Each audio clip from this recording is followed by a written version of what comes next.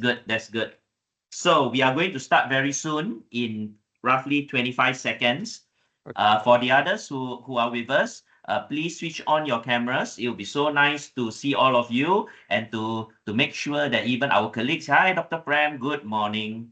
The last week, Uh, last week PowerPoint, where do you upload, sir?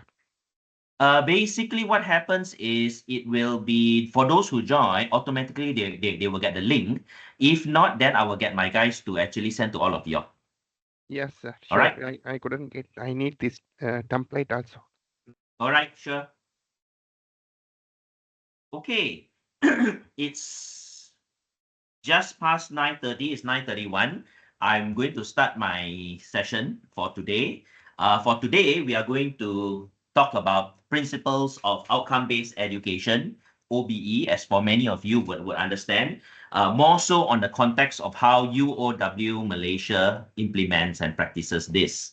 Now, a little bit of a caveat over here. For many of you who have already read in regards to outcomes-based education, it has been implemented differently by different institutions and also by different countries' ministries. Okay. However, the general principles are the same. The general principles are the same. It is the implementation and what different institution puts weight or importance on can differ a little bit over there. All right. Okay, so basically what I'm going to speak about today is on our context over here or in UOW Malaysia. How do we look at outcomes-based education and also on the context of the requirements by the ministry, all right? The requirements by the ministry itself and why the ministry puts so much importance in outcomes-based education, all right? So today's journey will take roughly around 2 hours. I foresee us completing by 11:30, 11:45 roughly over there. So you will have a good lunch. And for those of you who need to do your Friday prayers, everything should go on time. All right? Good. Of course, a very big welcome for all of you to be on this Friday morning. Beautiful day today in Selangor. I hope it is the same in Penang. However, I do understand in Penang in the past week, it has been thunderstorms. Is that correct? Yes, with heavy rain and thunderstorms in Penang. That's what we read in the news. Yes. Yeah, one of those fluke weathers. Huh? All right.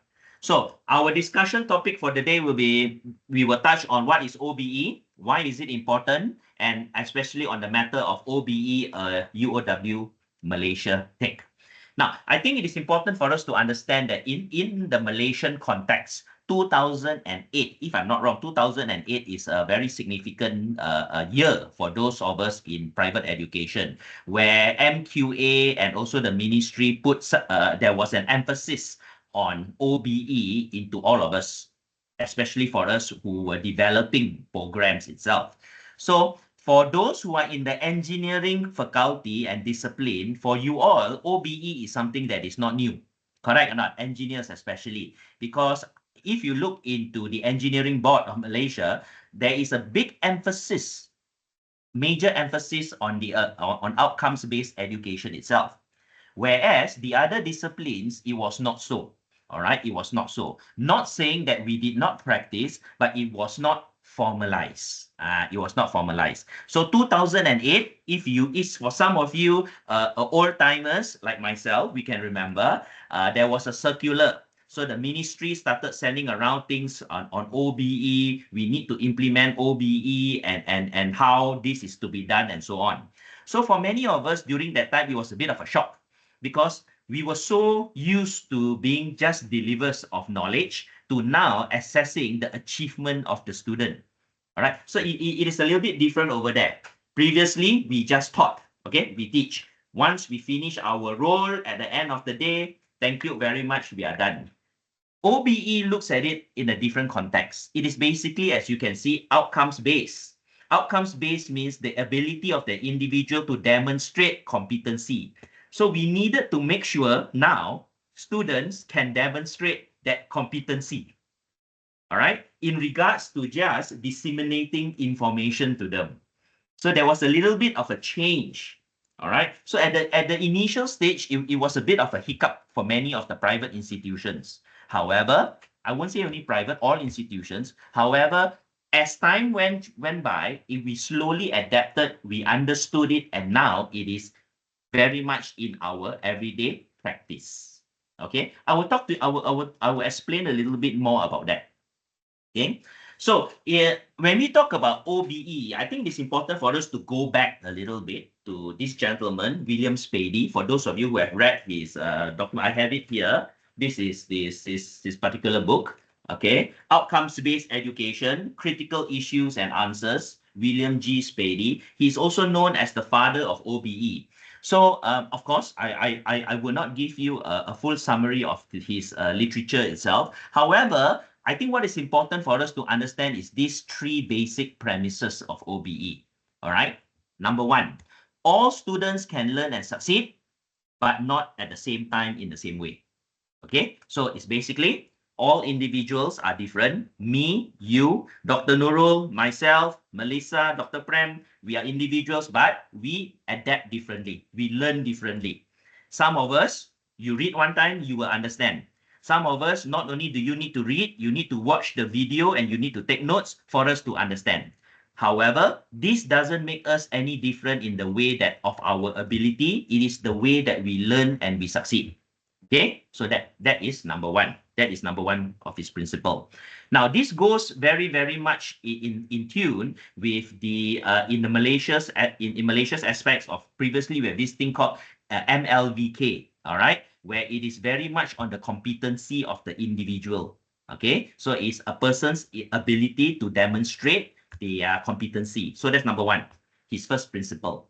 Second one is success breeds success, of course. So when there is success, there is this motivation to further succeed. So when students do well, they tend to want to do well. They tend to want to achieve more.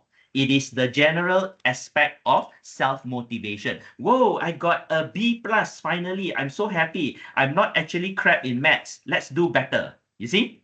So this is success breeds success.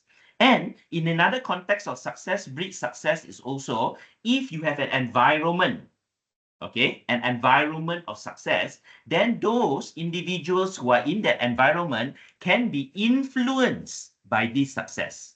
That is why when we were young, do you remember our parents always tell us, make sure you keep good company? Make sure you keep good company. What does it mean by good company? It means the people around you can encourage you to succeed. Not in the verbal manner, but sometimes in the subconscious environment that we are in. Because your friends do well, we generally have this tendency to want to push ourselves to achieve as per what they are doing also. All right. Another example I want to give on this success breeds success, and it goes very well with school controls the condition of success, is this. Sometimes for us, let's say I was brought up in an environment that never spoke Mandarin, for example. But in school, I mixed with friends who listen to Mandarin song. Yeah, listen to Mandarin song and so on. And slowly what happens is I myself tend to absorb, adapt, learn from them. All right, in a subconscious manner. So this is what we see. Now, that's number two. And number three will be schools control the conditions of success. We as facilitators, I think it's very important for us to understand, lecturers or teachers are very instructive in the name. We lecture, we teach. But now we need to understand that in OBE, we are instructors and facilitators. So the school controls the condition of success. How we as educators, how we as facilitators behave and create the environment in class will control the condition of the success of the student.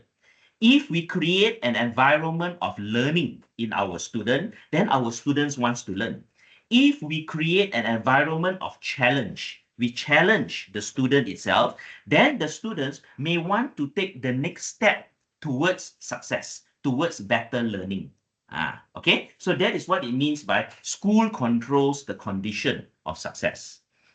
I believe you will agree with me on this context, especially if you recollect back. I believe there was one or two teachers that you used to have previously, maybe in your secondary or primary school, that made a particular subject that is totally boring or was known to be difficult to be one that you actually enjoyed. Now, the subject didn't change. The course didn't change. What was the differentiating factor?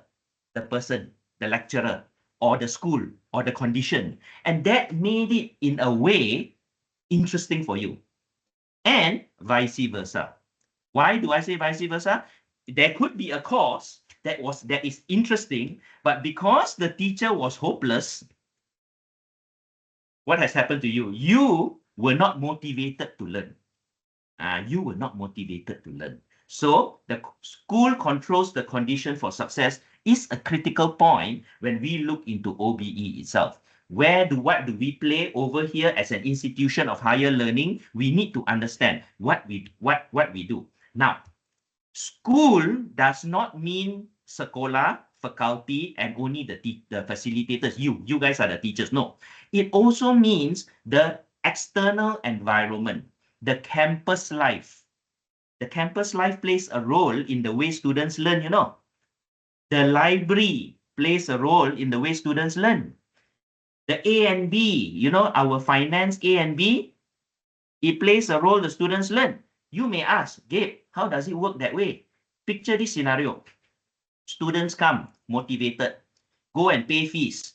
The person at the counter was very rude or abrupt with the student. Student demotivated. Apalah, saya datang sini mau belajar, I was treated in that way. Go to class, not motivated. And in our mind, if you are not motivated, you are negative, what happens? Rejection. You see, rejection. Normal lah, betul kan? Rejection. We always say, no good, no good. Whatever that was good, already no good because the impression wasn't good. So when we talk about school, I always emphasize not only in the micro condition in the classroom, but in the whole institution. The whole institution plays a very important role in the achievement of students' success. Understand? Okay, so even things such as like a co-curricular activities, those also play a role in students' success. So these are the three basic principles. All right, all students can learn and succeed on their own time. 2, success breeds success. And 3, schools control the conditions for success. Now, this was actually developed in his literature many years. It was in the 70s and the 80s. Over time, there were certain tweaks and the way that different institution adapts to it. For example, I want to give you an example. In the first point over there, all students can learn and succeed, but not in the same day or in the same way. However, we as institutions of higher learning, there is a level or a gap that we can give the student until. Correct or not? Yes. Example, a student, what if you follow this principle, a student may take 15 years to complete his degree. Correct or not? But over here, as a private institution, as an institution in general, a student is given 3 years for their degree plus another 2 years. You all know, right? 5 years maximum for their degree. For a diploma, is 2 years plus 1 year on a full time. All right? This is called the tenure of the completion. So it is normal. So we have put in certain regulations over there. So that is why it is important on a context. That's why, as I said, we need to look at it in a UOW Malaysia context. UOW Malaysia context. Okay. So when we talk about OBE, outcomes-based education, it is not what we want to teach. Very important. It's not what we want to teach. It's what the students should learn. That is what is important. When we practice outcomes-based education, what is important here is we need to understand what is needed by the student. Okay, now, what we want to teach is basically we have a course, we prepare our notes, we go into class and we regurgitate. Then finish 2 hours, we come out and we say sayonara, thank you very much. That is what we want to teach. Previously, in the traditional sense, that was what we used to do. All right, that was what schools used to do. We just teach, we go out. But now, under OBE itself, it is not that. It is what the students should learn. Now, what a student should learn is actually it is a map. It is a roadmap on what the students must achieve. Okay, this is what they must achieve. For example, I used to teach human resources and marketing. So in marketing itself, in the degree level, students must know these 11 key items, for example. So that is what the students should learn. Okay. Now, if I go in and I'm teaching one of the level, let's say I'm teaching chapter 1. I have a 2-hour class. I teach. After I communicate with the student, I put it in their mind. At the end of the class, I do an assessment, a simple assessment on that particular lesson. And I found out that majority of the students do not understand. Do not understand, huh? Okay? Maybe the way it was delivered, it wasn't clear. Then outcomes-based education will actually guide me to say that for me as an educator, and what is important is what students should learn, as you can see at the bottom here, what students should learn, I will now take action to make sure the students understand. It could mean I give more notes. It could mean I extend the time. It could mean I give special tutorial lessons for the student to ensure that they understand that first chapter. That is what it means by what students should learn. If I am to follow the first context here of what we teach, I would have thought that 2 hours, I have done what I need to do. I would have left the classroom. All right? Even though the students may not have understood. So that is not what's outcomes-based. Outcomes-based is basically what the students should learn. Understand this, huh? Understand this, huh? So it is a change of mindset. It's a change of mind. It's not going into class, talk 2 hours, bye-bye, have a good weekend, and go out. It is to make sure they understand. So that is the first thing that we need to comprehend on what OBE is. Any questions so far? Ken? Okay. Now, so OBE versus traditional education. So traditional education, as we look at this content-based learning system, was passive students. Student in class quiet, listen only, listen. All right. Whereas outcomes-based learning system, active learners. Why do we need active learners? Because I will go back here. What students should learn. How do I know whether students learn or not? I need to constantly ask them. I need to constantly now I'm asking you a question. I see Dr. Prem, she's nodding her head. This is called formative feedback. I have done a formative assessment and she has given me body language to show comprehension. This is what OBE is. We are constantly absorbing from the audience, understanding whether students understand where they are or not. So in the traditional sense, very passive. Students sit down there, listen. Whether they understand, not different. OBE requires active learning. 2, assessment process for content-based learning, exam, grade-driven. For those of you who remember, we are old school one. Some of us did O levels, A levels. Some of us did SPM, SRP. You know, remember last time the SPM? I remember in the early 90s, we studied for 2 years and then we had one exam. Remember or not? We had one exam. So in that one exam for O levels, you don't do well, you are screwed. Let's say you have chicken pox or you got fever, you cannot concentrate, you don't do well, gone. All right. That was how it was in the traditional sense. If you look into OBE, it is continuous assessment.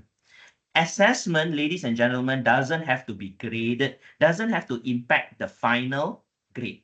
Assessment is check and balance. Is basically like a checkpoint. You ask the students, Melissa, do you understand? Yes. So she said yes. This is assessment. I am asking a question. She is replying to me. This is assessment. Okay. This is one-to-one assessment. But now in my class here, I got 15 people, for example. I cannot one-to-one difficult. So maybe I use Quizzy. I use certain app to get feedback. Okay. I get feedback. And that is assessment. So if you look into outcomes-based learning and you look into the traditional-based learning, that is what the difference is. It is continuous. It is critical thinking, overload learning, and memorization.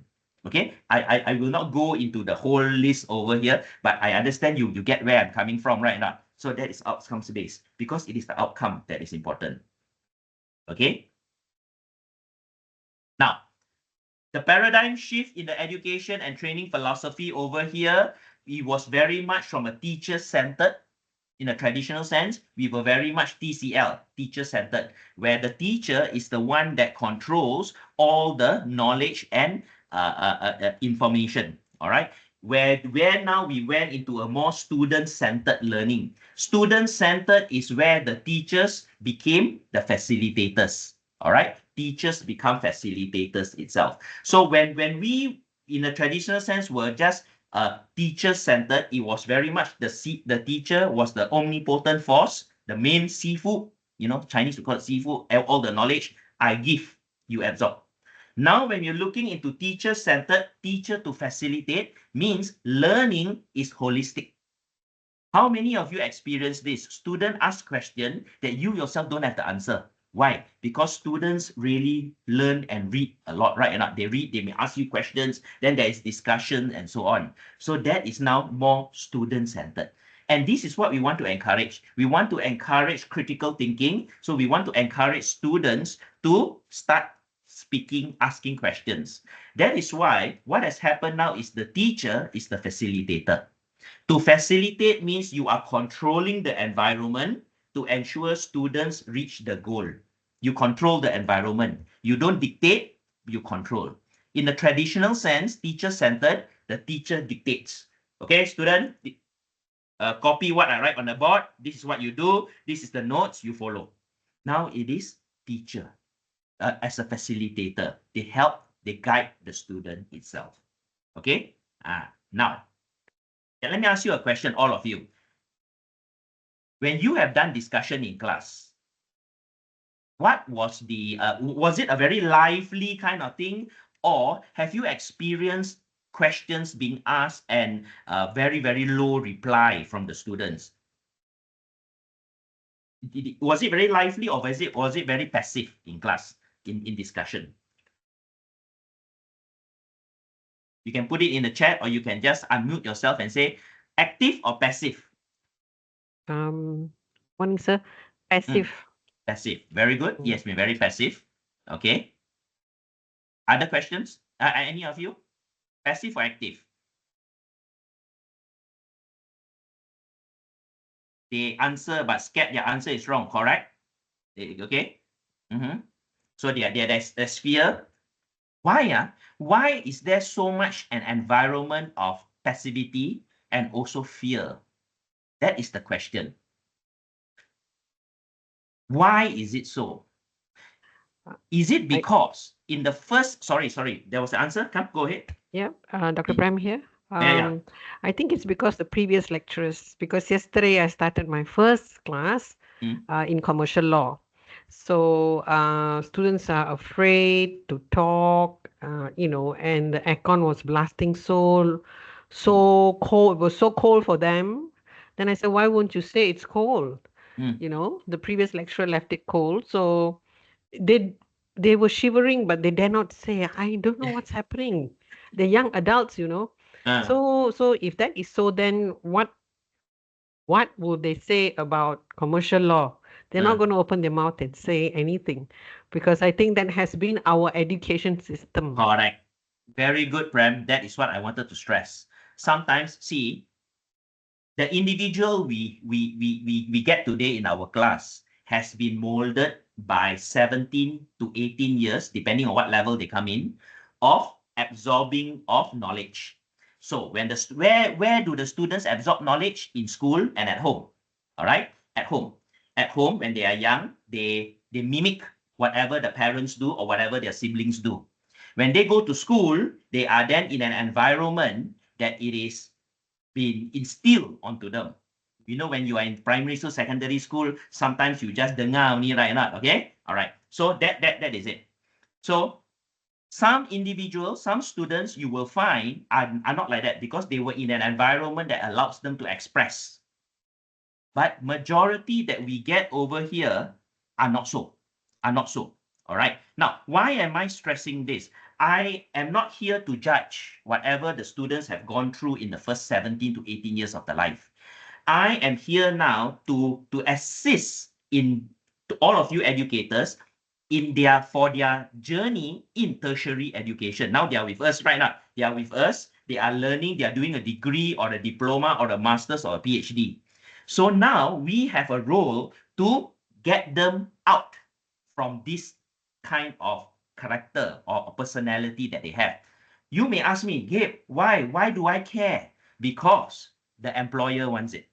This is what the employer wants. The employer wants people who are able to give suggestions, to voice out, to be able to be critical in their thinking, not just accept status quo.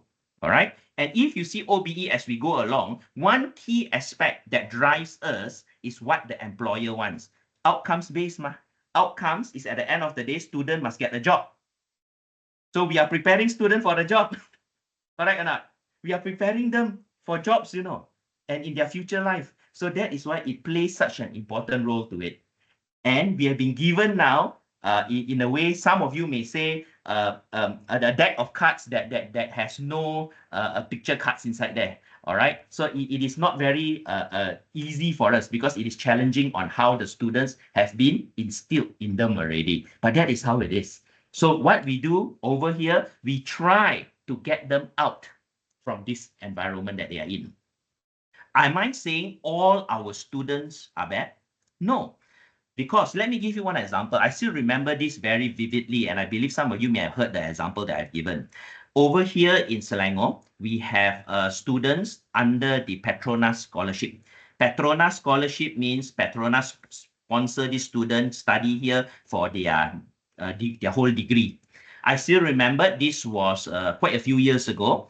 During that time, we sponsored Petronas scholars for the A levels. Okay, after A levels, they finish, they go overseas to the best universities. So I remembered a student coming to see me asking for my advice. Knock on the door. Excuse me, sir, Mr. Lau, can I get some of your time? I said, sure. Can you help me to read and give me feedback on my application essay for the university? Now, students apply to us, no need to write application essay, right? Students write to the top universities in the world, need to have an application essay. An application essay will differentiate you with all the other people. So she wrote an application essay to apply for the university. Then she told me, sir, this is my 7th draft. I was like, wow. Yeah, I wrote the first one. I got feedback from my friends. Then I wrote again. I got feedback from my dad. I wrote. So this is the one I find pretty good. Then I dare to bring to you. I was shocked. That student, you see my screen? That student is really student-centered. She knows what is important. She need not be pushed. She is self-driven. If only all our students are like that, right? Not. If only all, but we don't. We get a mixture. We have those like them, and we have those that are on the opposite on the spectrum. So it is our role to do that. What I'm trying to say is there are students who are really, really driven. I believe you may have met some of them. Okay, but the bad part is, or the sad part is, it is the minority. It is the minority. Okay, so that is where our role in OBE, we are trying to change that in them. We want to create an environment that they will come out from their shell in a way that they will not be passive, but in a way active, and to a certain extent reactive to things. You may think being reactive is no good. Oh, people very defensive. But sometimes in class, you want some reaction from the students. You want some feedback. You want some echo. It's like talking to a rock right now. Yeah, some of you may understand. But that is what we want. And that is what we want to create the environment. Okay? So, now, so why is this? Why do we need to do this? Let's look at this is what I extracted from some key literature. Number one, Prospect magazine. You all know Prospect, very, very well known. When you look the key skill employers are looking for, communication, resilience, commercial awareness, and it goes down. All right. New Zealand government site. New Zealand government got their website, what is important in New Zealand. They want people with positive attitude, communication, teamwork, self-management, and so on, thinking skills. I want to stress on this. Oh, sorry. Why? We as educators, we always think we only give students knowledge. We give them thinking skills, knowledge and critical thinking, cognitive skills. But in reality, it is not that. Students that come to us, they come to a university, it is our role to not only develop them cognitively and with knowledge taught, but also develop positive attitude, communication, teamwork, and so on, which many of us, sometimes we don't see it as critical. But that is critical because in a holistic sense, later you will see, as I will show you, a university student that comes over and to do a program needs to develop in key skills. And majority of the key skills are actually soft skills. Soft skills. They are not just the knowledge and cognitive part. And this is also proven, as you see on the screen here, what employers want. Employers not only want a person who has the degree, but be able to communicate. I like this, resilience. Okay, resilient. Things change, market changes. We do not want a student, we do not want an employee who cannot take these kind of changes and suddenly crack under pressure. We do not want that. We want people who are able to adapt. All right. Today it is blue. Tomorrow it is green. Don't be depressed when it's green. Adapt to green. Tend to like green. Enjoy green. That is what it is. That is being resilient in the challenges and changes. Okay. Now, if you look at 2018, I purposely put one that it is 6 years ago. You will see that even 6 years ago, what do employers want? Problem solving, teamwork, communication, adaptability, interpersonal skills. These are the key skills. So if you see 6 years ago and just last year, not much difference. Employers didn't suddenly jump to say that I want knowledge, I want a very intelligent employee. No, they want people who can learn, who can adapt, but being able to communicate, being able to solve problems, seeing a problem and not just run away from it, seeing a problem and being able to tackle the problem in numerous and multiple dimensions. We want individuals who see a problem. This is a problem. Oh, yes, this is my mobile phone, I know, but it's a problem. I should have got an iPhone. So it is not an iPhone. So that is a problem. Basically, guys, if you know the definition of problem, the definition of problem is basically where you want to be and where you are now. The gap is called the problem. All right. It is not negative in connotation, It's not negative. It could be good. A good problem. That's why they say that. It is where you want to be and where you are now.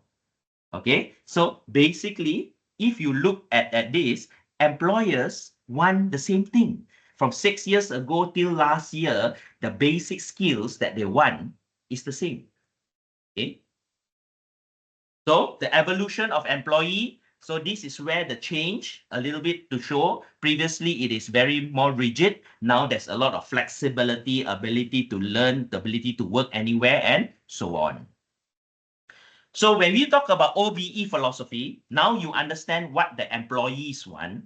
What the employers want. We understand that OBE is basically that to emphasize on what the students should learn and not what you should teach only.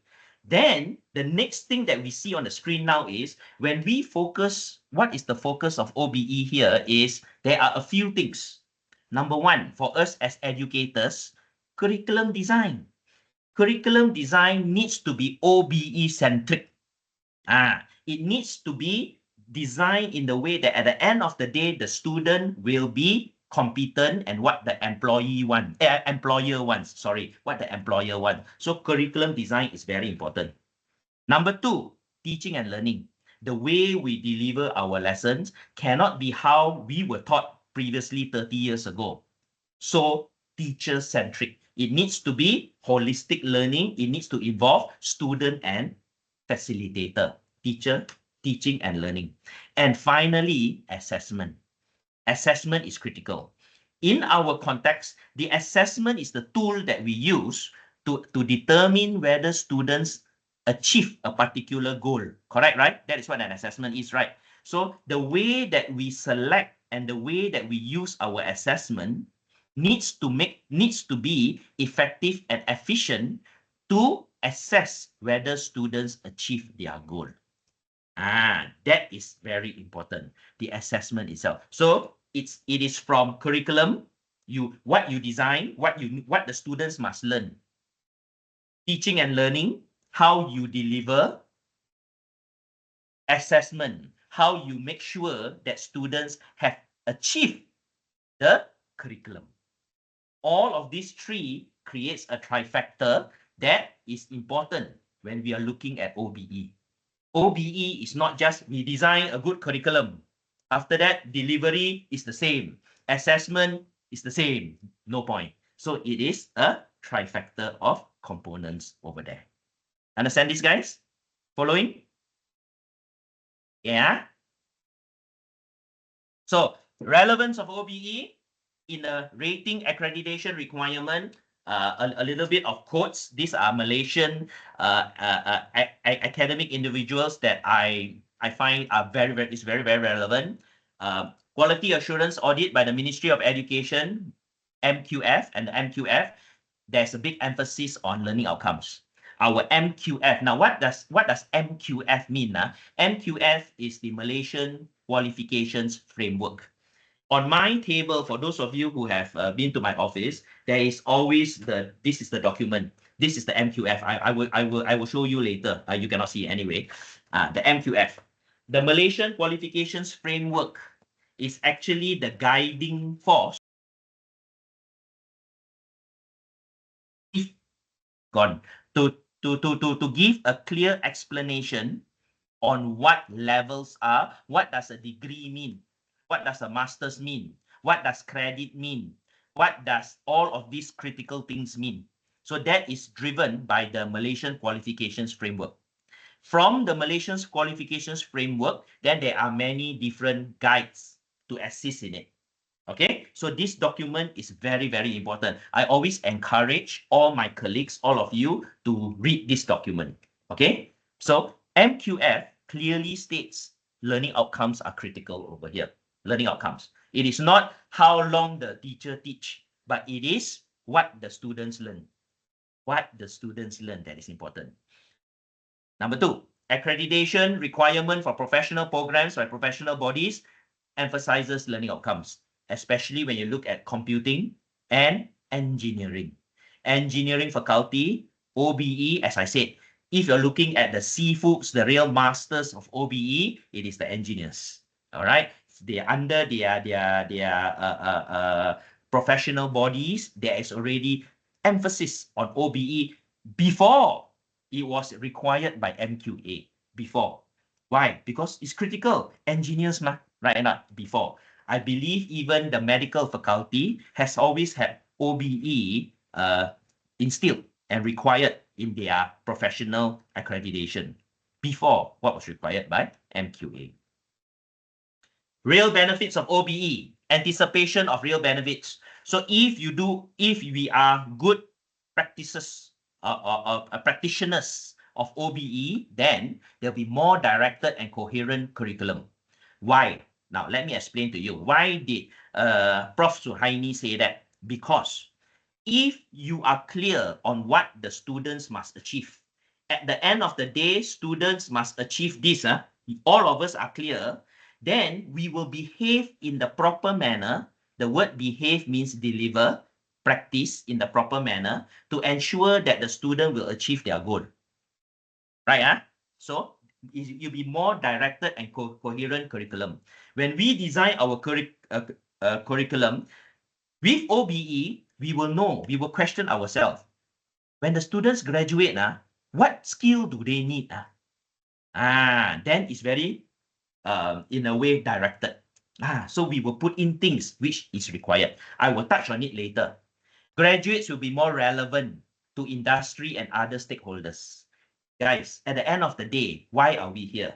We are here to educate the student to attain a qualification for what? So that they can frame it in their house? No, so that they can find a job. The main thing is they can find a job. Framing is secondary, all right, to find a job. So when we look at it, why is OBE important? Graduates will be more relevant to what the industry want. It's outcomes, what the industry want. Okay? And continuous quality improvement is an inevitable consequence. There is constantly improvement. Why? Because the industry is always changing. Picture this, guys. For many of us, I did my degree. Okay, I'm not shy to say my age, but I did my degree in the mid 1990s. Okay, not that old, 98. Now, during that time, when I did my degree, a lot of the courses that I did then, and today, the same degree is different. You know why? Because in 1998, a graduate during that time will require certain things that is no more needed today. I still remember last time, we needed to do things like introduction to IT in a way that Microsoft Office and whatnot. Today, there may not be a need because the evolution has created in such that the students would already know those basic skills. Why did that change? A degree 30 years ago and a degree today may have the same name, the same type of degree, but the content has changed. What has changed? The employer has changed. The market has changed. The market requires a different kind of graduate. You see enough? So because there is a different need of skill, then what we communicate and educate the students will also need to change. Okay, so if we don't practice OBE, if we think that OBE is not important, then we may have been giving the same syllabus course outline that it was given in 1998. It's still a degree, right? But it's no more relevant. Students who do those come out, cannot find job. Why? The employer will look at it and laugh at their face. What are you learning over here? These are no more relevant anymore already. So that is what the real benefits of OBE is. I'm not saying fundamentals you throw away. Medical field, engineering, and so on, you have fundamentals. That means the basics, mathematics you need to do. You cannot throw away certain things. Of course, but there are a lot of things that evolve over time. The evolution of the demand of the employer that requires us to change. Okay? Therefore, OBE is an educational process. Okay? Directed focus at achieving certain specific outcomes in terms of individual students' learning. What are outcomes? Outcomes are key things students should understand and be able to do, or the qualities they should develop. Those are the outcomes. Both structures and curricula are designed to achieve these capabilities or qualities. The structure and our curriculum are designed for that. Educational structures and curriculum are regarded as means, not end. All right? The curriculum and the structure is the means, is the tool. All right? Having a good curriculum doesn't mean you have good students. It's just a structure. It is the way you deliver that is important. If they do not do the job, they are retaught. So if your curriculum that you have, your is no good, cannot find job, student cannot find job, change the curriculum. That's what it is. Change the curriculum, change your courses, change your program. KDU, I'm using KDU. Before we were UOW, we were KDU. KDU in the early 90s were the pioneer school and the most popular school for secretarial school. You heard about secretarial school? We were number one. Who was number two? I forgot. Brief. I think I know we were number one. Okay. Is that diploma in secretarial studies and secretarial schools still relevant today? Got or not in the market? Barely. No more. Why did that particular program die off? Because the market changed. Market change. So this is what it says here. We mustn't be scared to rethink. For those of you here who are subject experts, you are subject expert, right or not? Dr. Prem Law, Dr. Nurul, what is your discipline, Dr. Nurul? You are muted. Computer science. Computer science. Very good. Full Computer of science. everything. You are teaching now. At the end of the year, you do program review, correct or not? If you see your syllabus no more relevant, be daring, be brave to change. Why do I say be brave? Change requires time and effort. I like to teach a subject or a course that I haven't changed for the past 10 years. Why? My notes already got my exam blueprint already got, my exam, my question bank already got, very easy. That's why a lot of lecturers scared to change. But you must change. You must be brave to change because that is what is needed. Okay? Nothing is set forever one, Even some of you may say, Gabe, table 4 is there, I follow. Table 4 is supposed to evolve. I will talk about that a bit later. Table 4 must evolve. Okay? For those of you who do not know what table 4 is, table 4 is the document that we send to MQA to say about what is required in the course. All right? That is the table 4. Okay. Therefore, OBE is a process that involves a restructuring of curriculum, assessment, and reporting practices in education to reflect the achievement of higher order learning and mastery rather than accumulation of course credits. All right. It is the end. It is the goal that we are interested in the student. Amongst expected changes, when we practice OBE properly, we would expect to change a few things. Number one, curriculum restructuring and revision. No curriculum will be forever. That is one thing I want to stress because the market changes. 2, innovative, flexible delivery methods. How we deliver also need to change at times because the demand changes. Variety of assessment and evaluation methods, collection of evidences, and continuous quality improvement. You will expect these changes if OBE is being practiced properly. I will complete this part, then I'll give you all a break. All right. So what is the OBE process in an educational context? This one is interesting. The first stage is called planning. Planning stage. Planning is where we start off with the curriculum. We come out with curriculum. Let's say all of us now, we want to come out with a new degree. Degree in under the discipline in computing. All right. Under computing, we want to come up with a new degree. So we do the planning stage. Oh, sorry, too fast already. Planning. So under planning, the first thing you do is you come up with your PEOs. Program Educational Objectives. What are PEOs? PEOs are basically what the student must attain when they graduate and 3 to 4 years after that. 3 to 4 years after that. That is what PEOs are. We are offering degrees, not for today. A student that joined your degree today in 2024 will only work in 2028. Correct or not? They cannot work today, right? Not in 2028 if it's 3 to 4 years degree. So the degree needs to make sure that they are relevant in 2028. Relevancy today, no point. You teach them all for today, 2028, not relevant, no point. So you need to do forecasting. We need to be soothsayers and future predictors.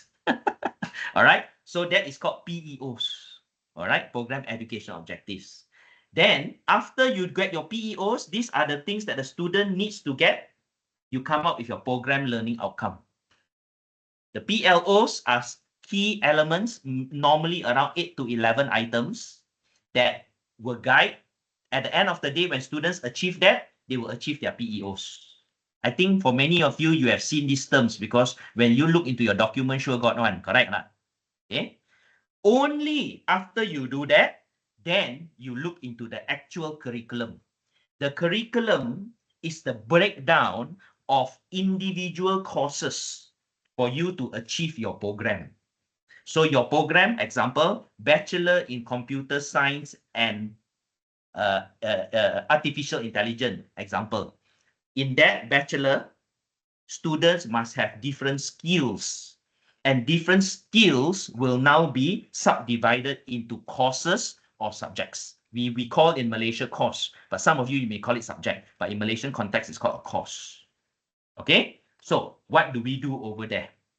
We come out with individual courses and we come out with the course learning outcome. So for example, let's say we are talking about the Bachelor in Computing. One thing that the student must know is mathematics. Example, I'm not a computing fella. I'm just using as an example. Mathematics is important.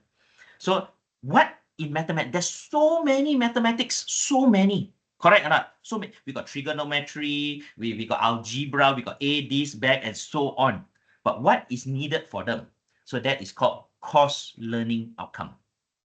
Okay? Course learning outcome. Student must know this for them to be in our discipline. Okay? So that is CLO lah.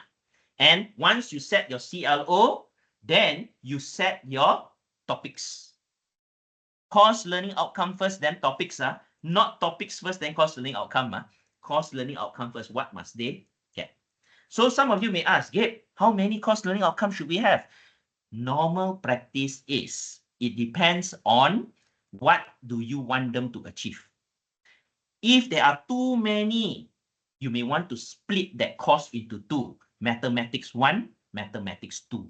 You get it? That's why I got Mathematics 1 and 2. And if there's prerequisite and so on. Okay? So that is course learning outcome. After you know your course learning outcome, you will come up with your teaching and learning activities. What is teaching and learning activities?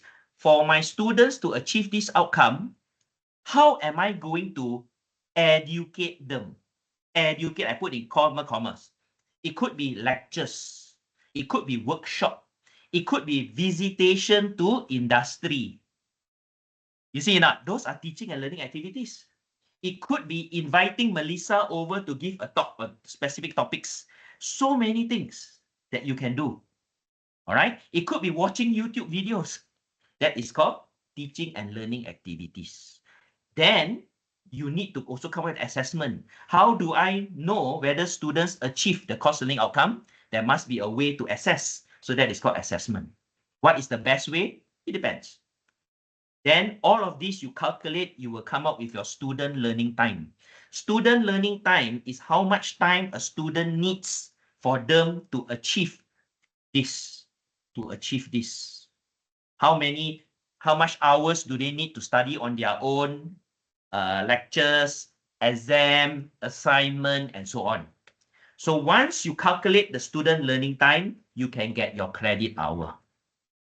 I want to reiterate here.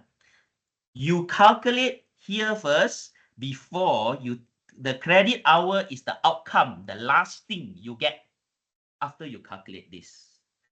Student learning time, every 40 student learning time, 40 hours, equivalent to 1 credit.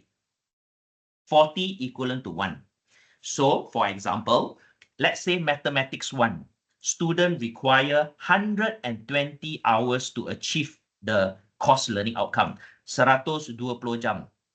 Not 120 hours of classes, no, It could be 30 hours of classes, 40 hours of self-learning revision on their own, 6 hours of assignment, 4 hours of exam, and so on.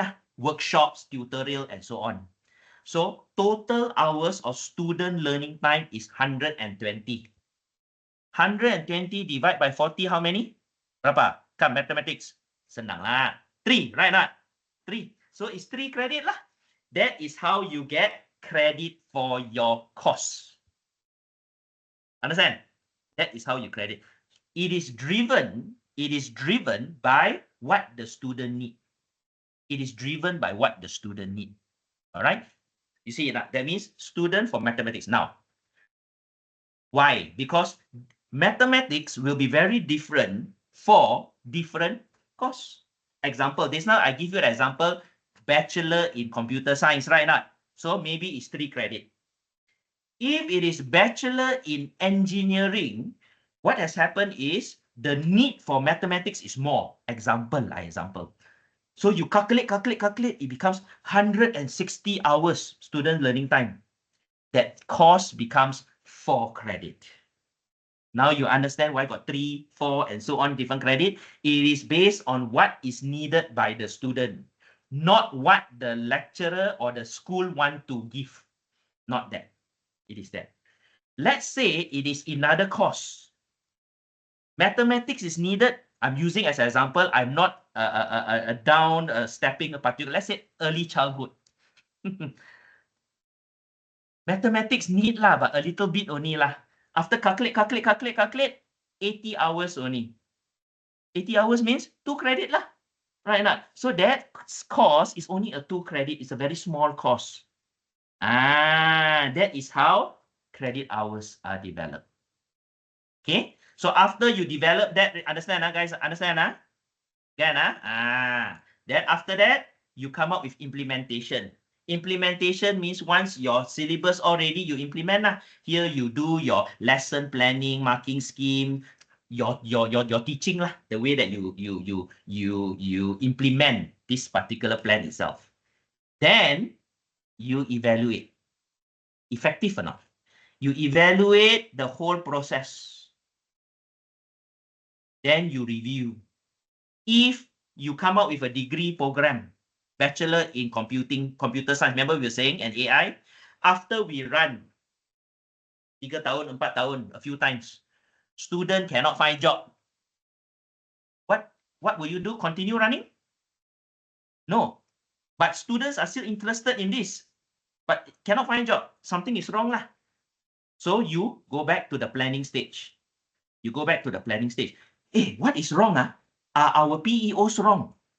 Are our PLOs wrong? Or are our courses wrong? Maybe the courses we are giving is not relevant anymore. This is what it is. The OBE process is a continuous process. Starts and it ends back to planning. All right, guys? Following? So later, after the break, I will continue a little bit more on that to give you a little bit more. I will explain a little bit more on especially the PEO side of things, which I find is critical, very, very important. With that, guys, please take a short break. It is 10:27 now. 10 minutes, guys. I'm very sorry. It's a Friday morning. I know you guys are tired. 10 minutes, go and get a drink, run to the toilet, and 10:37 sharp, we will continue. All right, guys? Okay.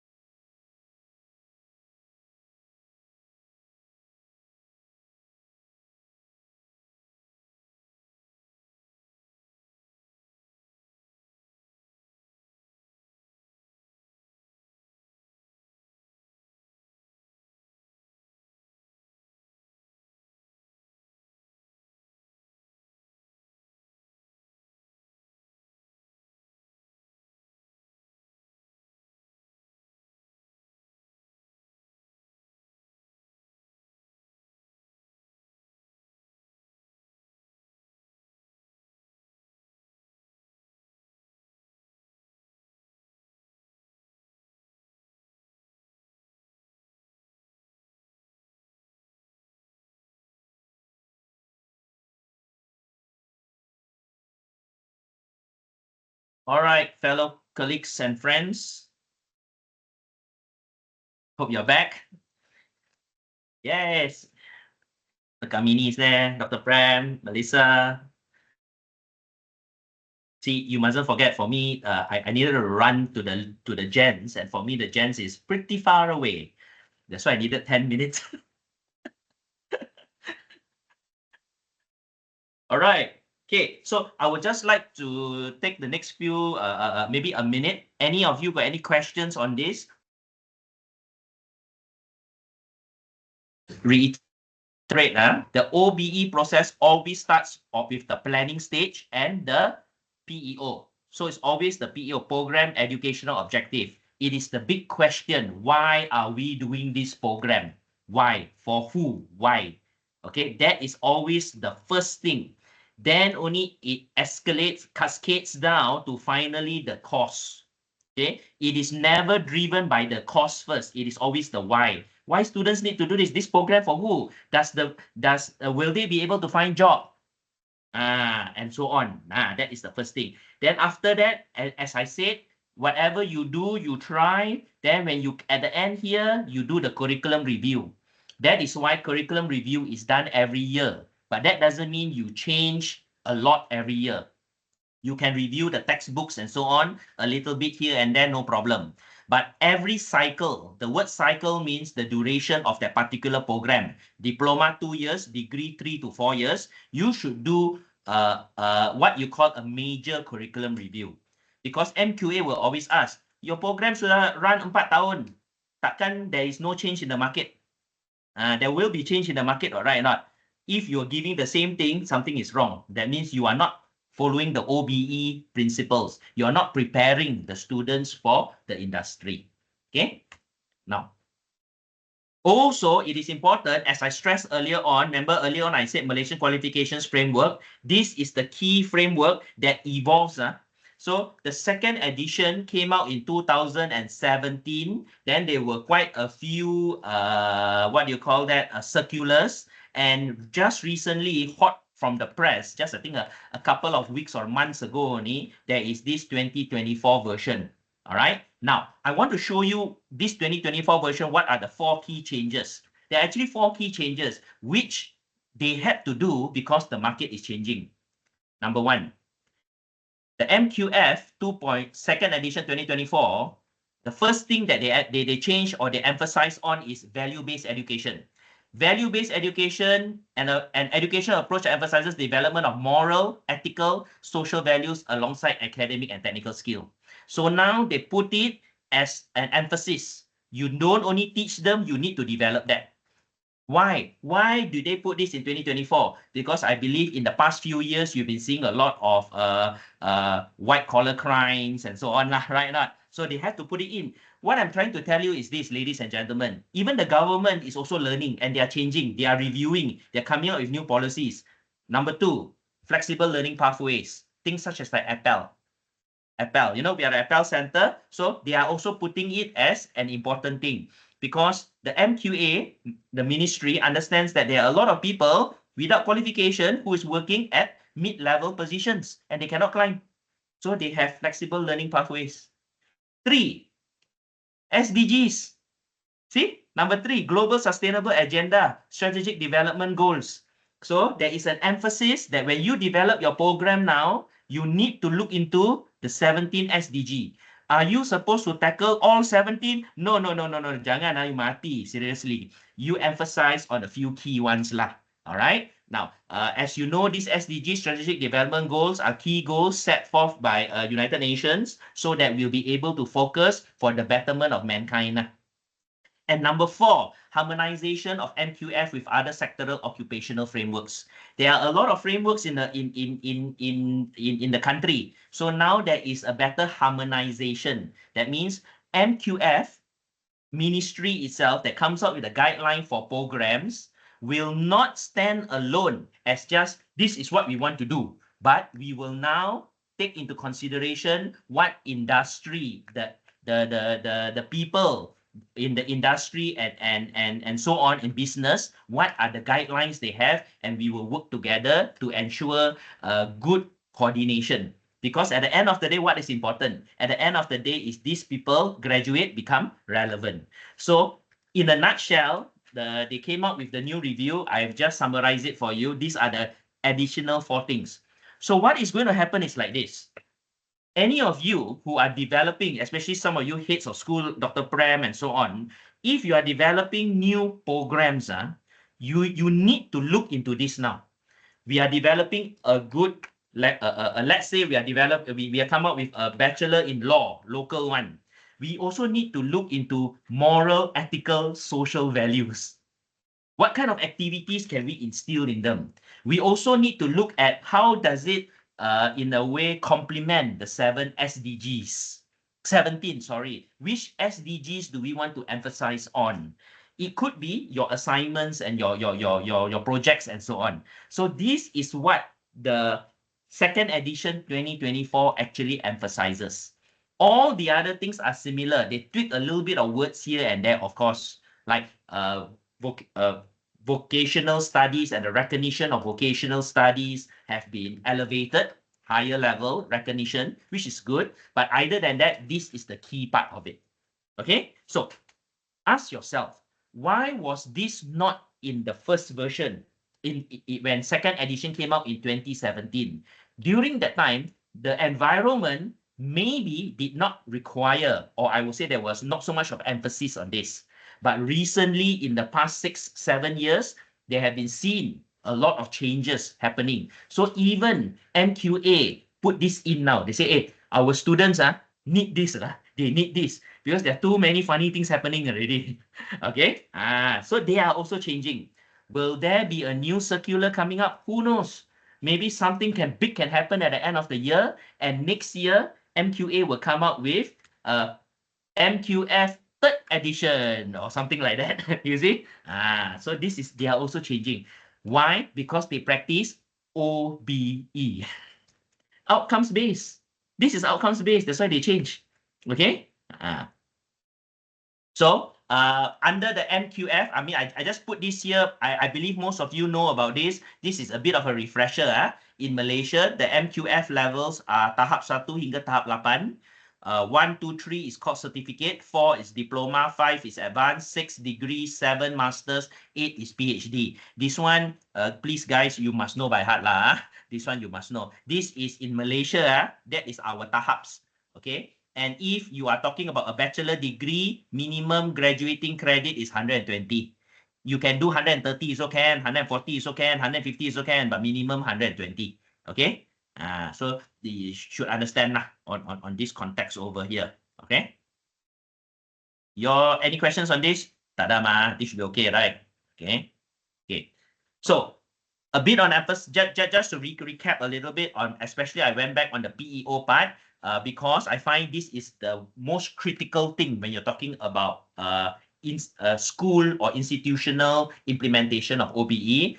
So what are PEOs? Program educational objectives are specific goals consistent with the mission and vision of the IHL is Institution of Higher Learning. That is us, containing the 9 MOHE attributes or the 5 clusters, responsive to the expressed interest of program stakeholders and describing the expected achievement or career milestone of graduates in their career and professional life few years after graduation. That is what PEOs are.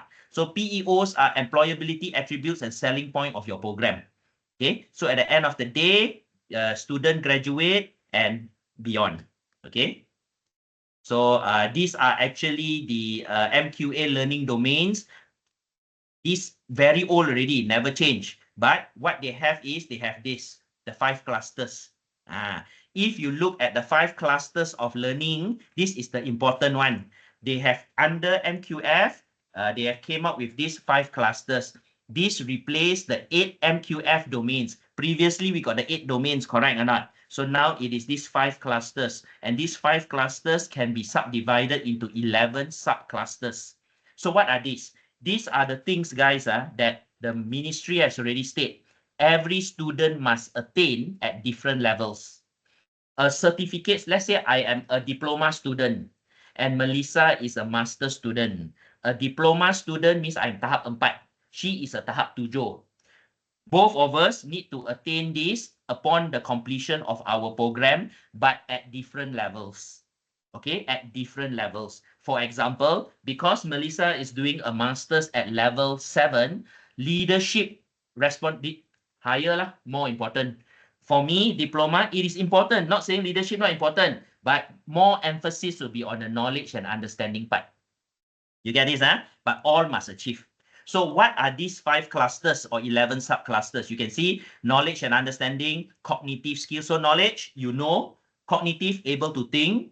Then we have these functional work skills, practical skills, interpersonal, communication, digital, numeracy, leadership, personal skills, individual, like not being lazy, hardworking, you know, entrepreneurial skills, and ethics and professionalism. So at the end of the day, you will see there are 11 sub-ones over here.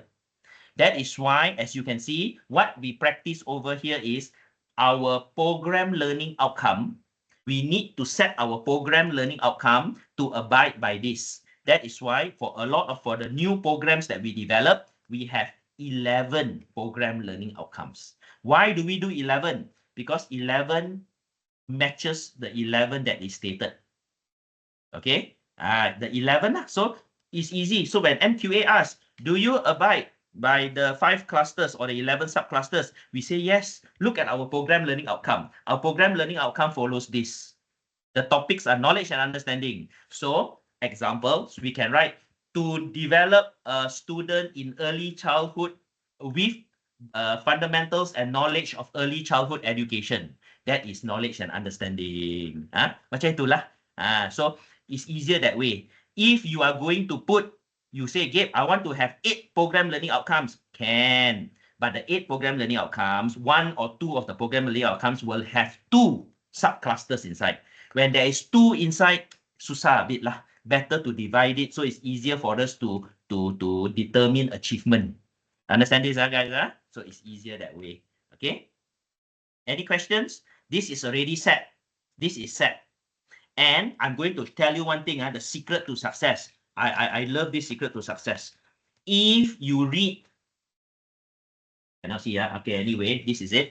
This is the MQF, at the back of the MQF, at the back, the appendices.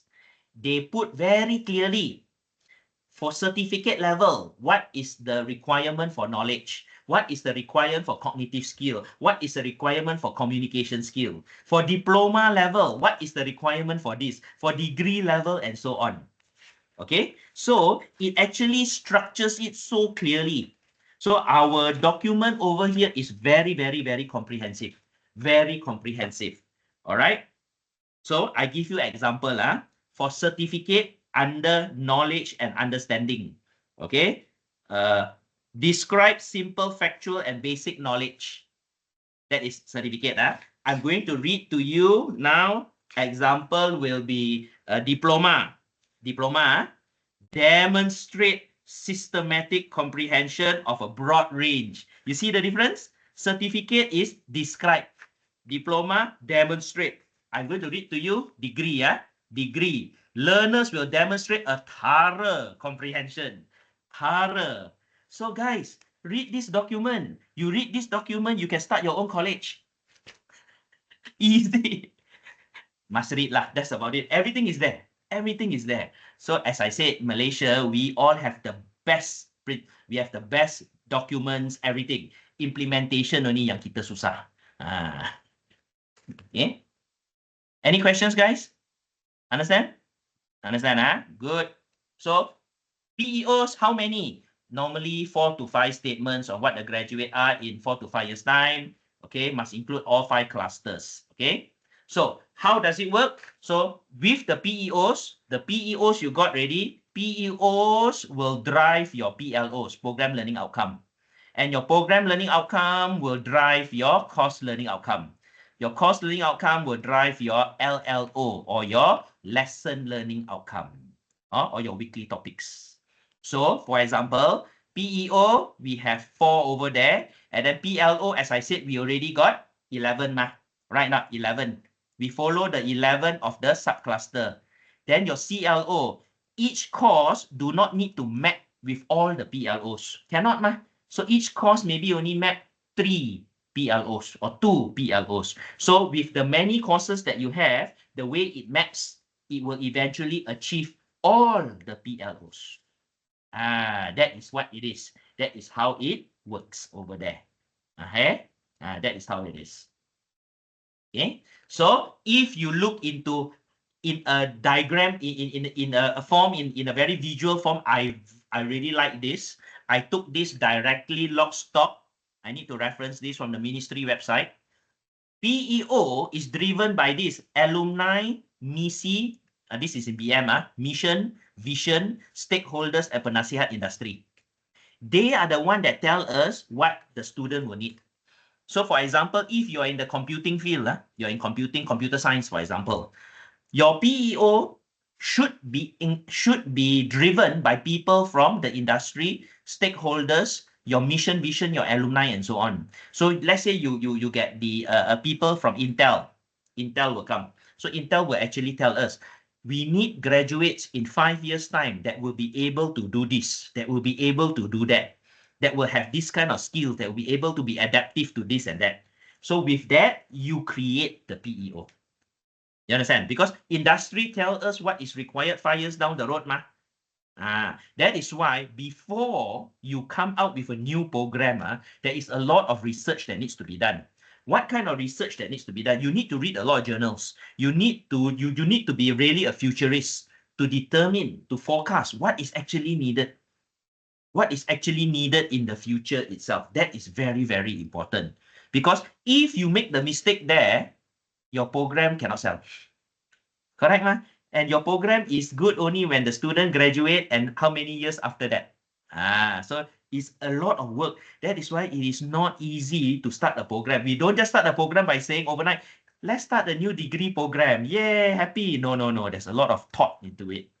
Because the more you think about it, after more research, you may determine that this industry is dying. There's no need. With technology, there's no need for this degree anymore. So if you would have developed the degree, spent thousands to MQA for approval, at the end of the day, nobody take, it is called white elephant. Okay. So PEO driven by this, CLO and goes back. Okay. And constantly continuous quality improvement, CQI. Penaksiran, always changing. Understand this, guys? It is driven from PEO first, then it goes down. Okay. So if we are this is something which I just want you all to think. If we are develop the PEO for an undergraduate program of your discipline, plan launch in 2026. All of you here are in different disciplines, computing, law, business, nursing, and so on. So if you are going to develop a program to be launched in 2026, when will the student graduate? 26, 27, 28, 29, 30 lah. So guys, you need to forecast what it will happen to the world and to Malaysia in 2030. We don't even know what we're going to have for lunch. And we are thinking of 2030. Correct or not? We don't even know dinner mau makan apa. We are thinking of 2030. But that is the reality, guys. That is the reality. You need to think what's going to happen.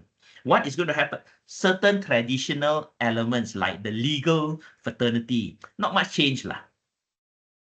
Okay, but the computing, I really envy the challenge that you are going to have.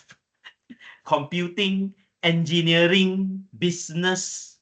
Oh, I myself, if you ask me, I have sometimes colleagues who now have kids going to university and they know I'm in education. Hey, Gabe, what should my son study? So I always give the same general thing. Anything also good. The main thing is they got interest and they will do well. Because if you really ask me what industry will actually flourish in the next 5, 10 years, I cannot answer you. I cannot. Who knew COVID will attack and change the whole environment? Who knew? That was 19. Now we have this monkey pox lah, this pox, that pox. I won't dare say. Okay, so this is the challenge. Really, really a challenge. Okay. Any questions, guys? I'm not bringing doom and gloom, please. I'm not the bringer of bad news, but that's the reality. Okay. Now, so that is basically on the fundamentals of OBE, outcomes-based education. It is driven by your in program development by your PEOs, and it goes down. Okay, good. So the next part I'm going to touch on, this one will take me roughly 20 minutes. Quite simple here because you guys are already experts. Will be the learning domains. Why is this normally with OBE? Is because we need to understand that students at different levels, remember I explained to you degree tahap 6, master's tahap 7, diploma tahap 4, level 4, they are all different levels. So even their understanding and comprehension should also be different. You don't go into a diploma class and expecting a degree level answer. Don't. Wrong, wrong. If students show you a degree level answer, you reward them. Well done. I give you A. Good. You met and you exceeded the requirement. Okay? But you don't expect a degree answer for a diploma student. This comes into the learning domains. All right? The learning domains itself. Now, as you know, Benjamin Bloom and many different theories and academic theories came out. I won't say all of this is totally him. If you read literature, you read the literature about learning domains, he played a very critical role, but he was not the only person to come up with this. So basically, there are 3 key aspects. We have the cognitive, otak, thinking. We have the affective, heart. And we have the psychomotor, using the sense skills. Okay, so based on Bloom's taxonomy, these are called the learning domains. So refers to a classification of different objectives that educators set for students. These are the learning objectives or outcomes. Bloom's taxonomy divides education objectives into 3 domains, as what I said, affective, psychomotor, and cognitive.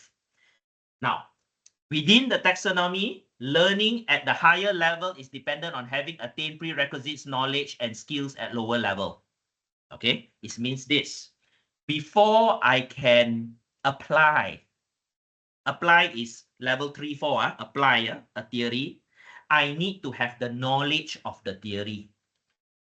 Before I can apply a concept, I need to have the knowledge of the concept. Understand?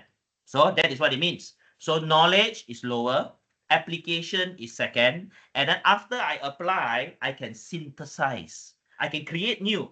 I can question that particular concept. That is high level, masters and PhD, or sometimes the degree students, higher level. Okay, but this is what, according to Bloom's taxonomy, Bloom state this. You need to achieve lower before you go on to the next step. A goal of Bloom's taxonomy is to motivate educators to focus on all 3 domains, creating a more holistic form of education. All right, we focus on all 3. It means this. Even our degrees, our diploma students, we don't only want them to have knowledge. We want them to apply the knowledge also. Yes. Okay. But the weightage of reward cannot be the same as a degree student because they are diploma. The weightage of reward means marks, the marks. So diploma student, degree student, if they give the same thing, then the diploma student should be highly graded because that is what is their level. So as what it is, heart, hand, and head. Okay. So the first one that what we're going to see here is we're going to look at, let's say, cognitive. So under cognitive, we have evaluation, synthesis, application, analysis, application, comprehension, and knowledge. So these are from the bottom.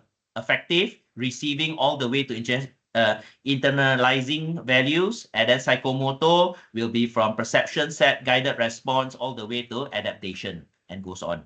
Okay. Now, so lower level, higher level. I'm going to start off with the cognitive domain. The reason why cognitive domain is widely used is because our assessment, a lot of them, majority is on the cognitive side, knowledge, cognitive side. Okay, so this is where we have at the lower level, knowledge and comprehension, where we use the simple verbs in our assessment. Define, label, list. I think you guys, you do exam paper, you all know, right? Lower level lah. Student just list down. Memorize, regurgitate. Then as you go up, I normally will explain it as two. So it's 3 key blocks. On application will be apply. How do you use this theory into this situation? And finally, the higher stage synthesize evaluation will be assess how what is the differences of, why is one better than the other? Justify your selection of. Okay? That is why I always tell my students, it is easy to buy mangoes, but it is difficult to buy good mangoes. If my mother tells me, God bless her soul, Gabriel, go and buy mangoes, 1 kilo. I will just go to the shop and buy mangoes. Take 1 kilo, weigh, come back. Any trained monkey can do. Gabriel, go and buy good mangoes that I want to eat today. Oh my God, susah already. Why? I need to have knowledge of the definition of what good mangoes is. So what are the conditions? There must have condition. Smell, texture, visual. Example. I must have that knowledge. Then I go. As I go there, I need to do what? Select. See? High level, I need to select, Select. Meeting that condition. Yes. So our student, even our kids, it's important when we train our young on these factors. Okay? This is Bloom's. This is generally Bloom's taxonomy in that learning. High level, even buying mangoes requires knowledge. So when we look into the way we set our exam papers, later I will show you, it is also the same. It depends on what level that the students are coming into. Okay? What level? Is it just a lower level where it's just knowledge, comprehension, application, or is there a requirement for them to achieve something that is higher? All right. So for those of you who still have problem choosing mangoes, let me tell you, it's not easy. In my experience, I am nearly 5 series already. My success rate of choosing good honeydew, 50-50. Success rate. Every time buy, wow, you smell, very good, very good. I think it's good. Knock, go back, cut, horrible. Sometimes good. You see enough. So the success, why? Because I do not have enough knowledge. I didn't spend enough time in it. Maybe if I continue to do it with knowledge, with experience, my success rate will be higher. Okay, this is learning. This is generally learning. So maybe end of the day, later I will go to a YouTube video on methods of choosing the correct honeydew. Okay. Understand, guys? Okay. So in psychomotor is also the same. All right. Then we have affective domain also. All right. Now, I want to show you this. Here shows a general guide of what we use over here this is in our handbook, our guide. What level of learning should the subjects, should the course offer? The course, the individual course, like exam. So basically, diploma should be C3, P4, A3. So it should be diploma. It should reach a cognitive 3 under application. Okay. Now, then undergraduate should be C4, master's C5, and PhD emphasis should be on until C6. Okay. That is why when you look into the Bloom's, the assessment guide, you will see that majority will be where? Where will the majority of the marks be? Even for diploma, you will see a small percentage of marks, 5 to 10%, given to higher level cognitive skill. That is to reward the men from the boys. That is to reward those who put in effort. There are students who not only read your notes, they read additional information, and you want to reward them. That is where you reward the student. Okay? Whereas a master's students that demonstrate knowledge, you don't reward them. They should know. A master student say, ma'am, he writes in his essay about the marketing mix. The marketing mix is the fundamental context for in marketing. It's the 7 P's, for example. So he explained, oh, the candidate should use the 7 P's to evaluate the company. The 7 P's comprise of blah, blah, blah, blah, blah, blah, blah. You don't give marks. 0. Why? At that level, that knowledge is a given. You see, it's a given. Are you going to give 10 marks, 20 marks for him to define? No. But a diploma student that managed to do that, you give marks lah, because they're different. That is what it is over there. Now, is the graph fixed in stone? I think you all have seen the blueprint right now. You see the exam blueprint. It is a guide. It is a guide. So, asalkan the curve is the same, plus minus 1 or 2 marks, it is okay. That means if your exam, you do it in the way that, Gabe, I'm a diploma student, but I give 11 marks, 11 points for student who can demonstrate a C5. Whereas the guide say 10 points, I give 11 because of how I set the question. It's okay. It's okay, can. But don't from 10 points, give 40 points. That means your expectation is too high for a diploma student. You get what I'm trying to say? Because I have some of my colleagues fixed in stone. Oh, it just must be 10. Susah lah. Because sometimes you set exam paper, got plus minus a bit one. It is how it is. That's why I put does not refer to the maximum, neither the minimum. It is not, it is a guide. So if you look at our blueprint is pretty good. There is a general guide on what the percentages should be. Ada kan? You all have seen it, when you set exam paper, gone, Okay. Any questions? Boleh? Faham? Understand? Anything you want me to explain? Good. Okay. So that is basically on how it is. So now we are going to touch on a little bit on teaching and learning and assessment strategies. So when we understand OBE, we already know that things such as like outcomes-based students, we want to evaluate what the students can do over what we teach. We also now understand Bloom's taxonomy, and it is a guide for us that different levels will require different depth of understanding. The next thing I want to touch on is it very fast here, because there's going to be another lesson by one of my colleagues to further emphasize on it on assessment, is on the strategies. We must come out from the understanding that everything must be a lecture. Okay? Not everything is a lecture. Example, for knowledge and understanding, if you are teaching knowledge, you want to give knowledge, then lecture, tutorial, good. Knowledge, I'm doing knowledge with you now. But if you want to develop interpersonal skill, lecture no good. Betul?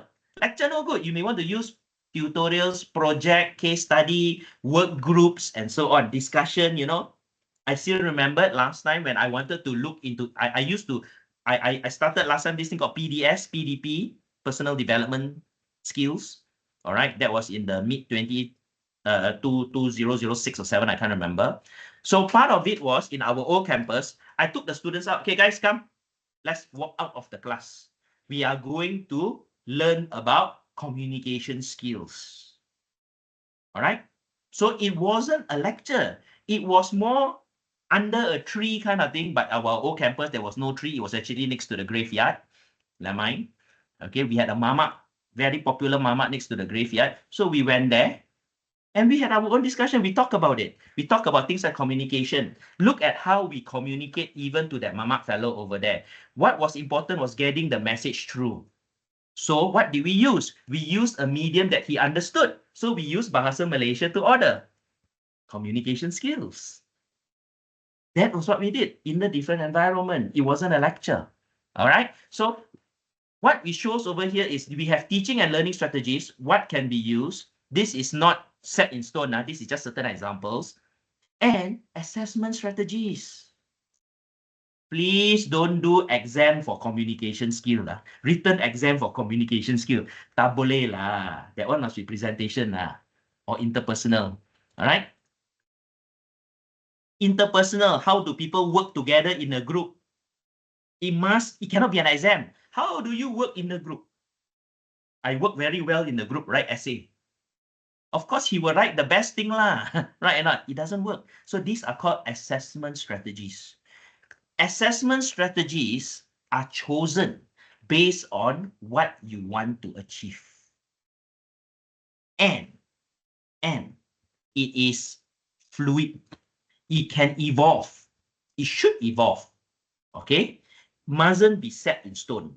That means if you see your table 4 already got assessment, then you got better idea.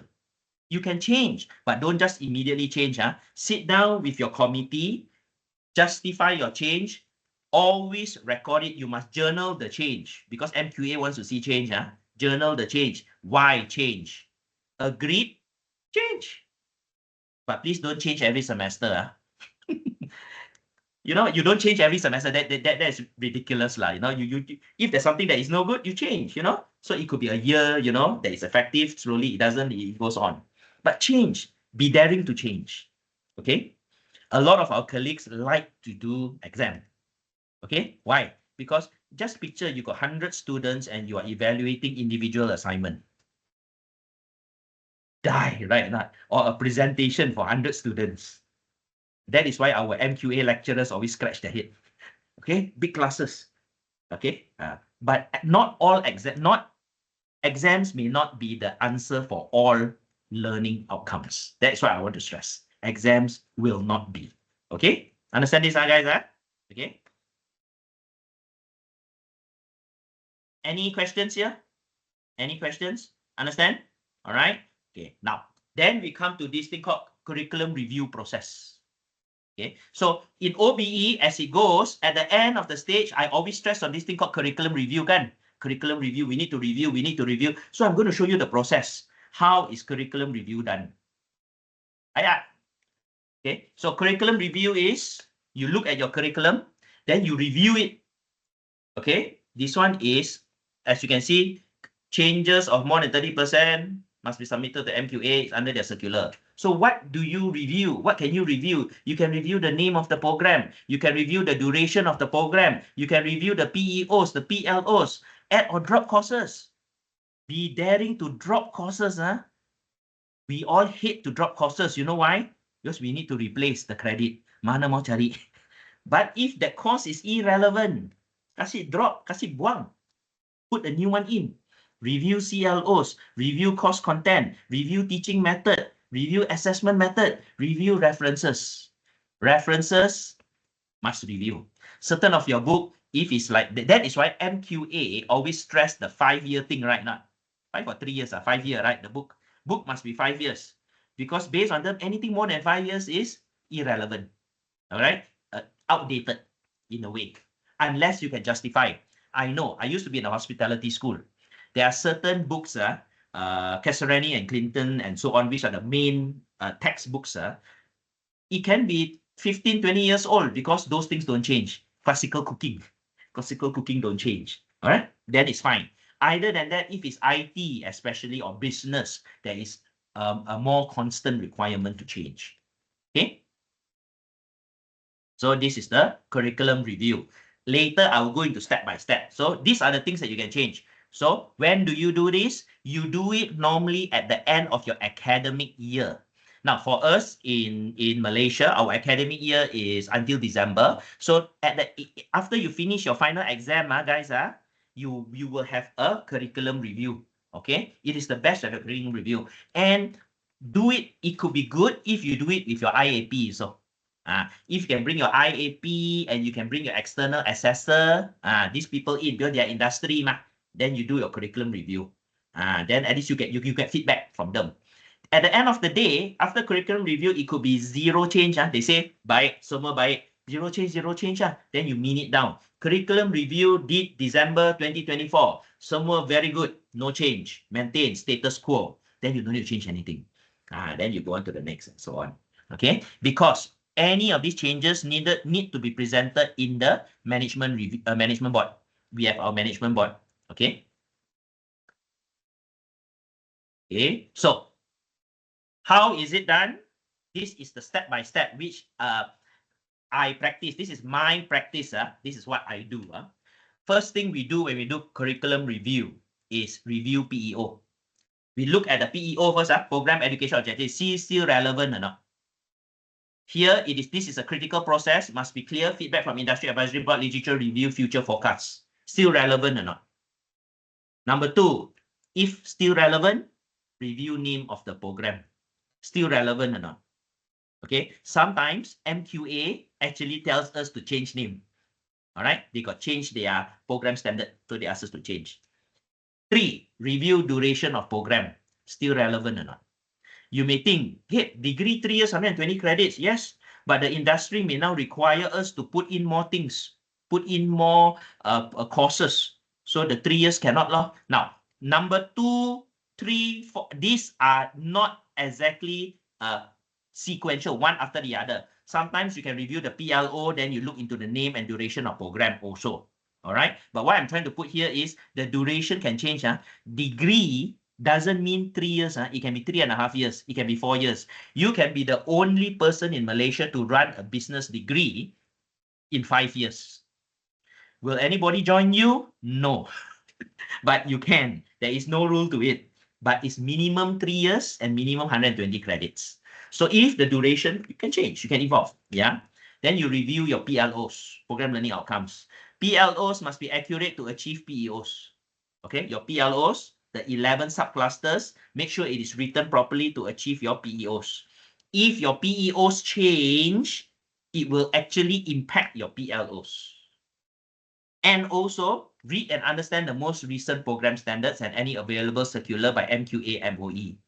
For those of you, you all understand the existing program standards, kan? Program standards are given by the ministry and it changes. Okay, they do review. I understand like computing school. Computing school, 2 years ago, they came out with a program standard that student must pass all components of assessment. Remember, kan? All components. That means if there is final exam, there is midterm exam, there is final assessment, they must pass all components. Previously, no. Previously means your continuous out of 40, you may get 19. Tak apa. You tambah your final exam, everything, you still pass, you pass. Understand? But now all components must pass. That is called program standard. So you need to read program standards. Where to find program standards, guys? Government won't send to you. You need to be proactive and go into the MQA website. So on and off, before you start developing a program, go into MQA website, type program standard computing, accounting, business, and then you will see they'll get the most updated. Okay. Add, drop, or rename courses. Here, you need to look into what are the courses that you have. Courses are to achieve PLOs. Whatever courses you have inside there is to achieve PLOs. Okay. Okay. Now, take note of the credits, read the surat kelulusan. So you can add courses, you can drop courses, or you can rename courses. Now, the surat kelulusan is a document given by the ministry when you achieve your FA, your full accreditation. Every program goes through 2 stages, kan? When you submit, you get PA, provisional accreditation. At the end of the cycle, you will call MQA, and then that is the full accreditation. In your FA, they will give you, and inside there got this surat kelulusan. Actually, in the PA, they will tell you your credits. 123, 120, whatever. So you got to make sure that is the minimum. More than that, okay. Less than that, cannot. Your surat kelulusan shows 125 credits. Degree is 120 but you did 125. You want to reduce by 4 credits and run the program at 1:1. Cannot. Unless you resubmit to MQA and say we are changing, even though it is more than 120. Understand? Because your surat kelulusan say 125. You need to abide by 125 or more. Your surat kelulusan say 125, currently at 125, you want to add in 1 course to make it 128. By all means. But why? But see, by all means, you can lah, no problem.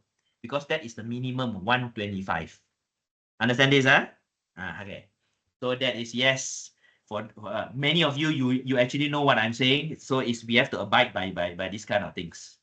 Okay. Next, review your CLOs. So now course learning outcome. Now we're talking about individual courses. You want to expand the course, you want to shrink the course, also can. Currently, it is mathematics, there's 4 credit. Okay. There is a demand for more in mathematics. You can't make it a 5 credit, very difficult, too many hours. So you split it into 2. Mathematics 1, mathematics 2. You see, you get me? Mathematics 1, 2 credits, mathematics 2, 3 credits, for example. So this is called reviewing your course. And after you look at your CLO, if the industry tells you that your students must know more mathematics, they need to know more about mathematics and this and that. So you expand. You expand, you cannot maintain the same credit, right? Not because there's more to learn. So it becomes more credits.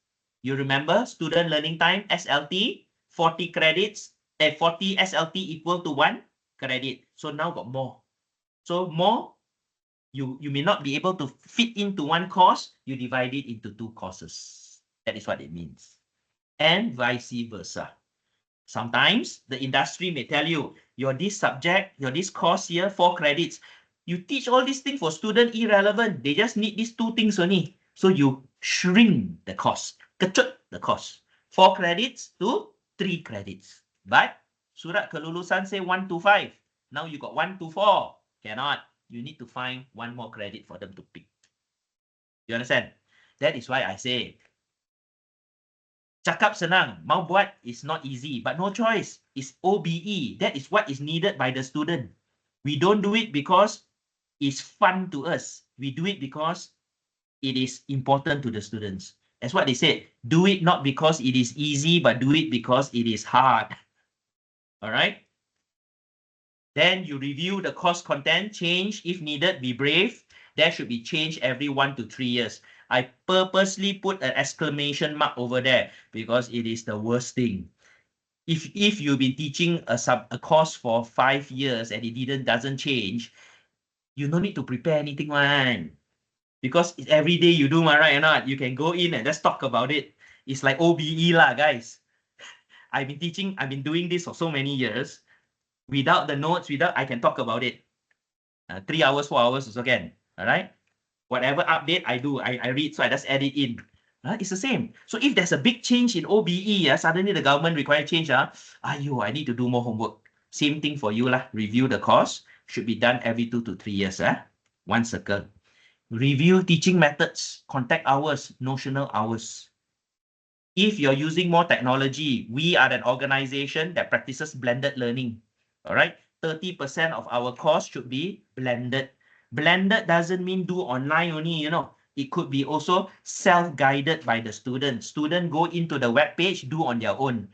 For those of you who have tried Coursera and so on, that is what we want. We want students to learn on their own. The attainment of knowledge on their own is always regarded highly than if it is just been given. Okay. Review assessment method. Revise, develop clear marking rubric. Marking rubric may change. Dr. Tang, in his session, he will touch a little bit on the marking rubric also. How do we do and look into a good marking rubric? Then review references, year relevance, and so on. Okay, so if you look into the review process, these are the things that you do lah. You follow these guys, you won't go wrong. You just follow this. The reason is because this is what I used to do previously in my school. Okay, this is what I used to do, and I find it quite effective. Now, is it set in stone? No, it could be in the future more things. All right. Any questions, guys? Boleh? Boleh lah, review Please review, speak with your head, speak with your PLs, your head of schools, If there are things that you want to change, be daring to change. So, I think we all like to hear this. In recap, okay, not bad, my timing, 11:26. Sir, I have doubt. Once you have been doing it for so many years, everything is tuned. Hi, sir. Okay. Okay. Good evening, sir. Yes, please. Yes, sir. I want to know the textbooks and the reference books. What is the relation between textbooks and the reference books towards the curriculums that we design? Very good. Okay. Textbooks are all literature. The word books here is loosely used. It may not be physical. So it's Yes. text material are all the material that is needed in the must know. Must know. There are two things that you need to understand. The must know and good to know. In every course, there are the must knows. Must knows are things that student must know for them to pass and excel in that particular course. That is must know. Good to know is anything that will make them a better student. Good to know. Okay? For example, when you teach in a particular lesson, there are the must knows inside there. All right? Those are the things that the student must attain. Good to know are those that you add in extra examples or anything more that will better the student. Okay? All right. So the textbook or the text materials are those materials that the students can go to for the must knows. All the must know. The reference materials are those students that if they read that, they will have extra knowledge that will make them a better student, a better learner. But if I don't read that, I still can pass. I still can pass. Okay, so normally how we look at it is like this. Any student that come to your class, pay attention 100%, listen, they can pass and go back and basic revision on your notes. Your notes only, they will pass. The same student, not only your notes, but read the textbook, not only will they pass, they will get a high C or a B minus. Student who read extra from the reference books, this is a B student or a B plus student. Students who not only read the reference book, but read other literature and can give you examples that is beyond what is required from them. Differentiating them from what it is. These are the A students or the A plus students. Okay, so generally, a student that actually fails means this individual not only didn't pay attention, didn't comprehend, but didn't take the initiative to ask. That's why they fail. Our role is to make sure that any student, like now, guys, I really go to the final stage. If I do an assessment with you all now, just by my 2-hour lecture, all of you should pass. About OBE, you all should pass, definitely pass. But I don't think you will excel, not yet, but you will definitely pass. This is what it is. So on Dr. Nurul, on the matter pertaining to the textbook, the textbooks or text material must be the materials that student should get all what is required of the course. When I taught marketing the last time and human resources, my textbook that I say student, these are the main texts. When you read that, all the materials there. But I reference other books that will further enhance them. I even reference Richard Branson's book. You know, Richard Branson, okay, it's called Lost My Virginity or something like that because he used to be Virgin Air, remember? I reference that. Students, that is reference book. Why? I want them to be inspired by the way the person is. But you don't read also can. You don't read also can. But if you read, you get inspired. You are more matured in your way that you elaborate your answers and your thought. That are reference book. Okay, MQA, they all very clever. They come and check. They check what? Textbook, right? They check textbook. See whether they are up to date or not. Reference book, we can always explain. Ini ada tukar sikit ke apa, tak apa mana. Okay. I hope I answered you, Dr. Nurul. Yes, but in terms of a course curriculum, we have topics levels. Let's say we have 10 or 12 weeks.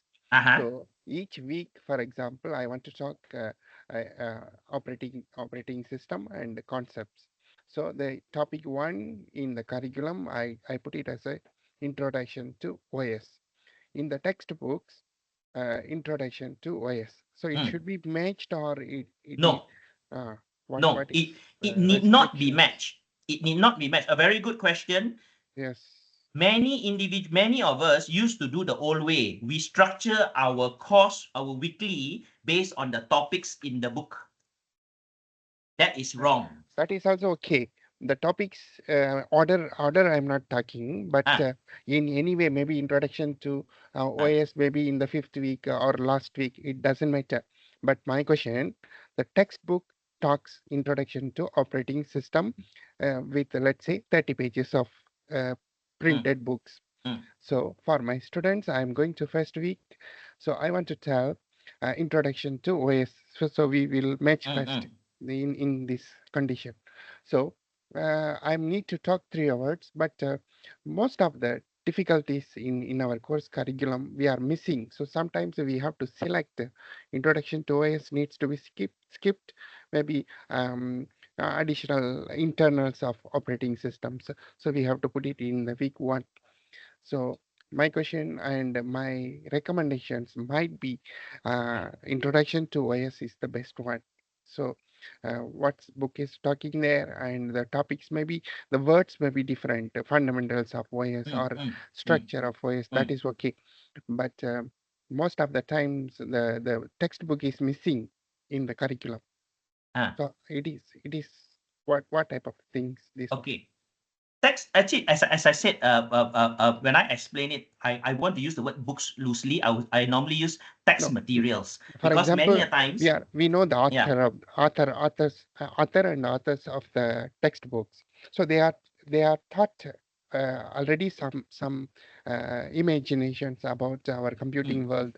So then only they have wrote some books about operating systems. So that is the one we fixed for the textbooks, Okay. for So example.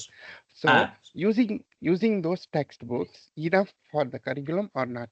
That's my no, entire question. we should never be driven by textbook. We should be driven by what the students need to learn, the CLO, the course learning outcome. But it When leads to wrong way. That's why No, I want to argue. don't worry about weeks. Don't worry about using what books. Always remember what students need to learn in introduction to IT, for example. I use an example, introduction to computers. Yes. This is what the students need to learn. Yes. If the first 2 parts is from book A, then you can refer book A as the source. The other 2 parts from book B, you can use book B. When I used to teach marketing, I had 4 textbooks. You get what I'm trying to say? First 2 chapters, I found it good from this particular book. I say student, that is the main one. Then the another 2 chapters, I took it from another book as the main one because that was what was better. I don't follow one. The reason is because the learning outcome of the student. What was the learning outcome? So we should be driven by the learning outcome of the student that drives what is in the content of the text. That is taught by the student. It is not driven by textbook. Of course, if you are blessed and lucky, there could be one textbook that will follow everything in sequence. You are lucky. But it may not be. It may not be.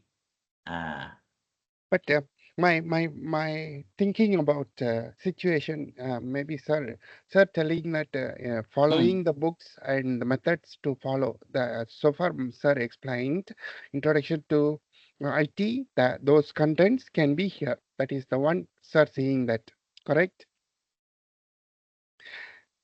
Introduction to IT is in the printed textbook. So Okay, can. Introduction in the to curriculum, IT, yes, you can take the first chapter, no problem. yes, that is following here. But my question, the introduction to IT is missing. No problem. If introduction to IT is missing, then we as educators, as learner educators, we can create our notes. We create our notes. We create our own knowledge because students need to learn about intro to IT. Let's say, for example, I'm going to use one example. Let's say Dr. Prem needs to teach about Malaysian Constitution, and there is no book about it, but students need to know. Let's say, what will she do? She will create her own notes lah. Correct or not? You will create her own notes. So the book is only a guide. The textbook is only a guide over there. Is to use whatever that's good that can be used. Other than that, if there's certain things that the student need to have, and it is only you know, Dr. Nurul, that you only know, then it is you who will then develop those notes for them.